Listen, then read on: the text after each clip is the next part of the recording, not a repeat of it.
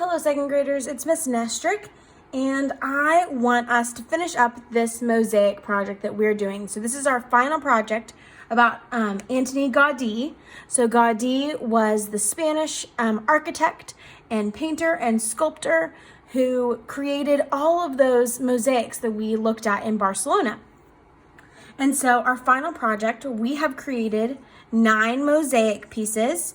So I have my 3 geometric, these are my 3 irregular geometric, 3 regular geometric, and then 3 organic. So these are going to be my pieces that I make my final project with. So make sure you have 3 irregular geometric, 3 regular geometric, and 3 organic.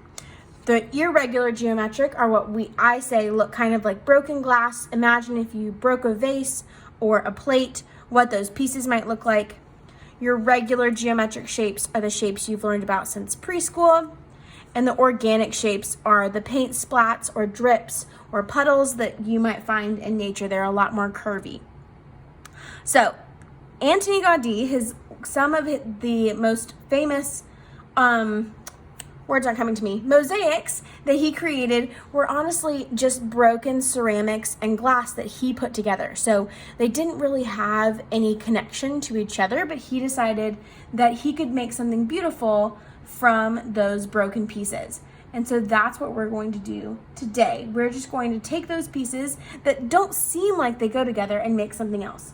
So I'll show you the original picture that we looked at for this project right here.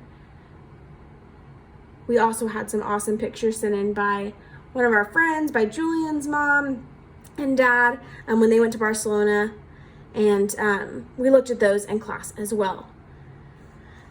So with your pieces, the first thing you need to do, if you haven't already, is you need to cut out your pieces. We started on larger construction paper or squares if you started this in class with me. So start by cutting those pieces out. They don't have to be cut out perfectly. Some of mine, I got all of my marker cut off. Others, you can still see the outline, and that's okay. Once you cut out your shapes, you need to cut out a piece of cardboard, or you could just use construction paper. Cardboard is going to be sturdier, and with the amount of glue we'll use, it's a smarter option. But if you don't have cardboard, that's okay. This piece of cardboard, I just cut off the back of my Peppermint JoJo's box from Trader Joe's. So you can use a cracker box, a cereal box, a cookie box. I had a cookie box in my apartment. So whatever type of thin cardboard. You could also use an Amazon box, but once you cut an Amazon box, the big part out, it's harder to cut, it's thicker. So with the cookie box, I just cut off the front, and then I drew a shape. I drew a shape in the middle. So you can draw a geometric or organic shape, whatever you're feeling. I drew a organic shape on mine, and then I cut it out. So you have lots of cutting to do. You'll probably need to pause this video. So you're going to cut out your shapes that you've already drawn or painted, and then cut out a piece of cardboard, draw a shape on it. So if I were drawing on here, I'm gonna fill the page. I would draw one and then cut it out. So you'll need a piece of cardboard that you've cut out and your shapes cut out. Pause this video until you're caught up with me. So hopefully, if you're still here, that means, or you either are still here or you've just come back because you've cut out your pieces and your cardboard. So these pieces, we're actually gonna cut into smaller shapes, just like the mosaics on the benches and on the iguana that we saw from Antoni Gaudi. So when you cut these up, you can just snip any way you'd like, or you can be intentional and cut out other shapes. So with this one, I might cut out some curved, make them a little bit more curved, so that since these were organic shapes to start with, I'd like to keep them kind of like organic shapes. So we're gonna cut them into little pieces. You'll do this with all of your shapes.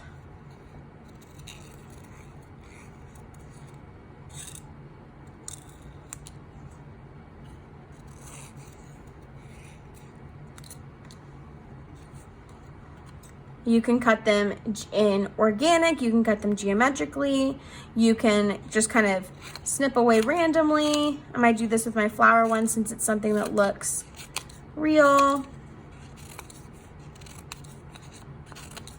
And if some of them just have your construction paper background, that's fine. They don't have to all have your drawings on them. Notice that I'm snipping with my strong hand. So my right hand is the one I write with. So this is my strong hand. My lazy hand holds my object, and I chomp with my right hand, my strong hand, and I move my paper around with my left hand. So I'm just going to show you how we're going to start. Pretend that I've cut out all my different shapes. Your cardboard is probably bigger than mine, unless you also used a JoJo box.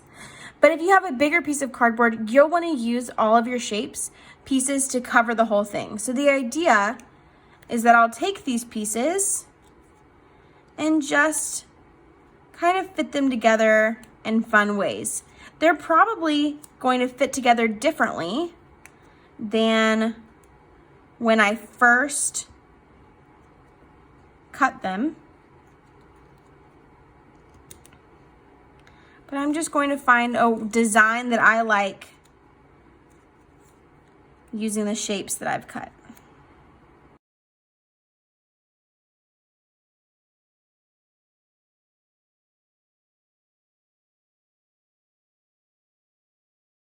All right, so now that I've cut out all my pieces that I want to use, you might have noticed while I was working, I didn't realize that was so far down, sorry y'all.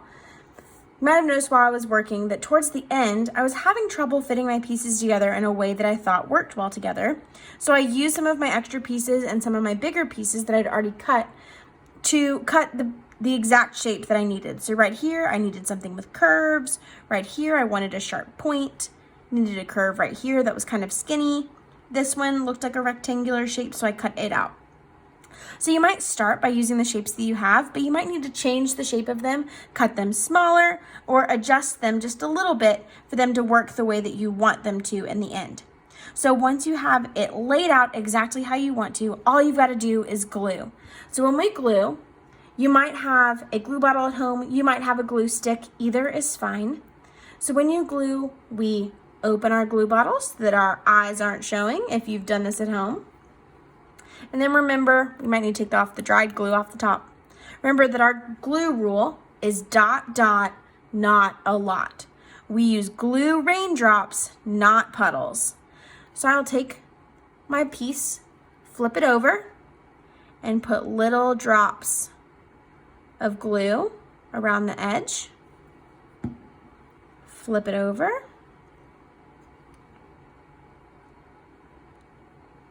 Press it down. We count to 10 to make sure the glue dries. 1, 2, 3, 4, 5, 6, 7, 8, 9, 10. And then it won't move. You might want to press down the edges a little bit more. I think some of that looked like a shadow, but I think it's not my marker. So you'll do that on all your pieces, which will be a little time consuming, but it'll look really great if you do it well. So I'll move on to my next piece and do little dots.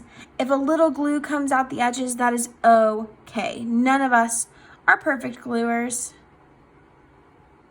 1, 2, 3, 4, 5, 6, 7, 8, 9, 10. Good. So do that with all of your pieces. So when you're finished, make sure that you take a picture or a video and submit it on Schoology so that I can give you a grade. Great job creating your own abstract mosaic inspired by Antoni Gaudi. We will start color next week. Can't wait to see what you guys create, and I'll talk to you soon. Adios.